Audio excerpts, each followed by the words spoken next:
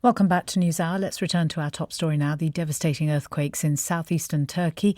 The country is a hotbed of seismic activity, sitting as it does on the Anatolian plate, which borders two major fault lines.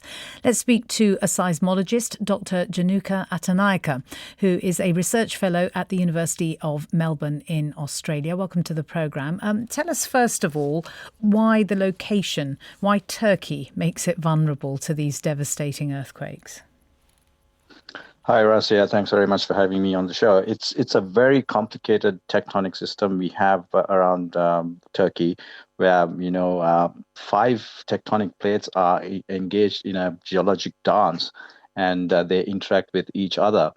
And as a result of that, the crust of the area is very mobile, and that mobility of the crust is producing these large earthquakes in the area.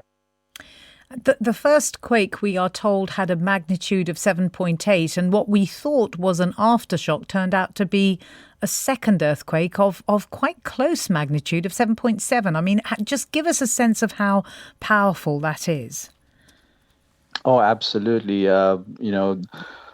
This can happen in very rare instances where a main shock is followed by an equally large earthquake.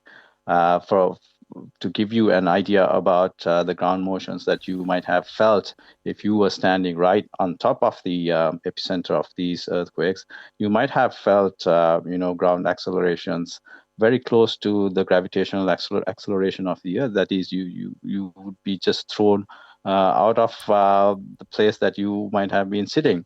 So ground motions must have been really strong. Tell us about this shallow depth, because some experts are suggesting that first earthquake risked being particularly dangerous because of that. Oh, absolutely. There's a very close relationship between the damage that a region could experience and the depth of the earthquake. The shallower the earthquake is, the greater the possibility of large damage occurring.